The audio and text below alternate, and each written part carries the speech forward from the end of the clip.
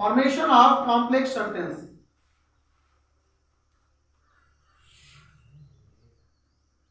Formation of complex sentence, इसका मतलब होता है कि कॉम्प्लेक्स सेंटेंस का निर्माण कैसे होता है।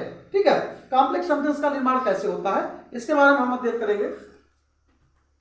तो कॉम्प्लेक्स सेंटेंस का निर्माण 3 प्रकार से होता है।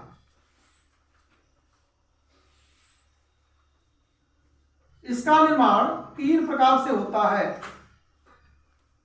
कॉम्प्लेक्स सेंटेंस का निर्माण 3 प्रकार से होता है। 3 प्रकार से होता है। ठीक है, पहला क्या है? पहला है नाउन क्लॉज। Noun clause. दूसरा क्या है? Adjective clause.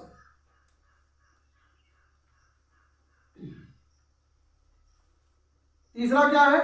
Adverb clause.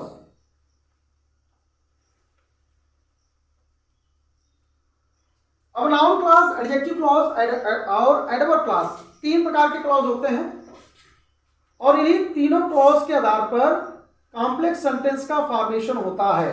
ठीक है, इन्हीं तीनों क्लॉज के आधार पर कॉम्प्लेक्स सेंटेंस का फॉर्मेशन होता है। और क्लॉज क्या होता है मैंने आपको बता ही दिया है। ठीक है, हाँ, क्लॉज क्या है उसके बारे में आपने अध्ययन कर ही लिया है। अब क्लॉज के बारे में चर्चा करने की कोई जरूरत है ही नहीं। ठीक है, तो सबसे पहले हम लोग अध्ययन करेंगे नाउन क्लॉज के बारे में। सबसे पहले अध्ययन करेंगे नाउन क्लॉज के बारे में। ठीक है,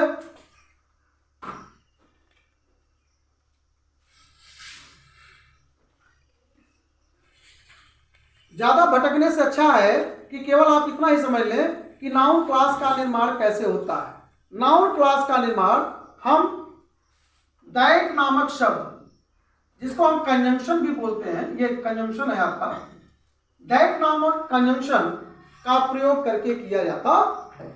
ठीक है, दैट नामक कंजंक्शन का प्रयोग करके किया जाता है। जैसा कि हमने आपको सबऑर्डिनेटिंग कंजंक्शन के बारे में बताए थे, तो ये दैट आपका क्या है? सबऑर्डिनेटिंग कंजंक्शन है। क्लियर है? तो यहां पर क्या होगा? पहले आपका प्रिंसिपल क्लॉज आएगा। प्रिंसिपल क्लॉज, प्रिंसिपल क्लॉज, इसके बाद आपका दैट आएगा।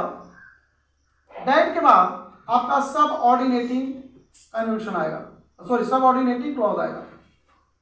सब ऑर्डिनेटिंग क्लॉज, सब ऑर्डिनेटिंग क्लॉज आएगा। तो इसी आधार पर जो है आपका नाउन क्लॉज का निर्माण किया जाता है।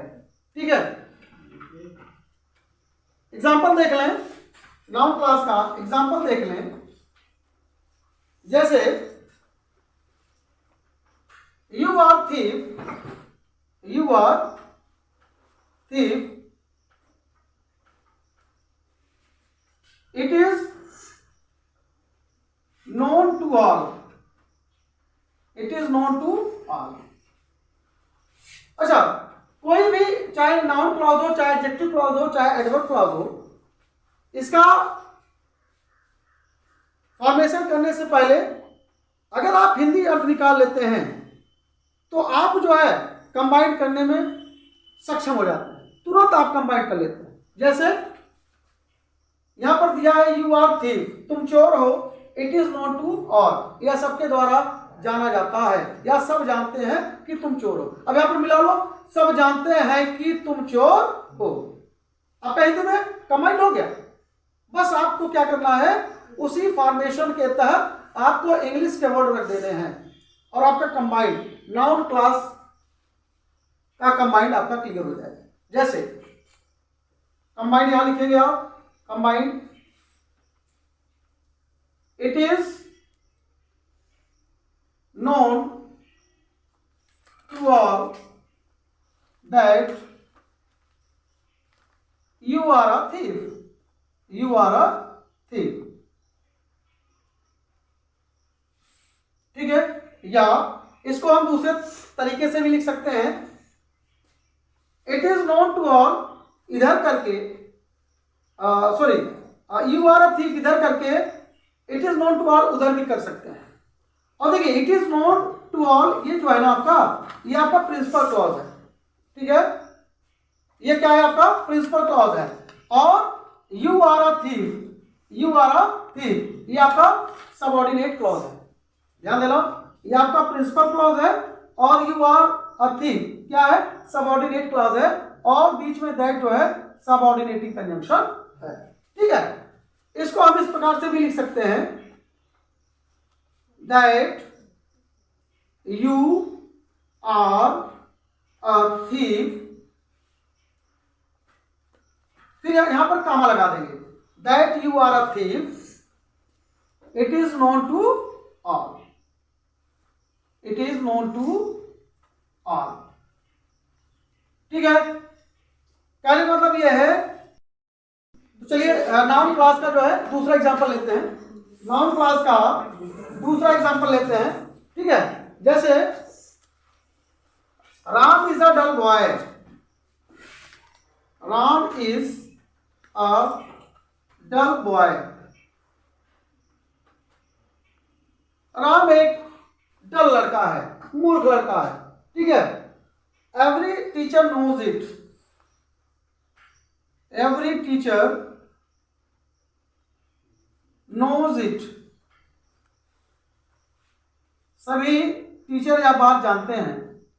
अब इसको हिंदी में निकाल लीजिए और कंबाइन कर लीजिए, Ram is a dull boy, every teacher knows it, सभी टीचर जानते हैं कि राम एक मूर्ख लड़का है। अब हो गया कंबाइन। ठीक है, आगे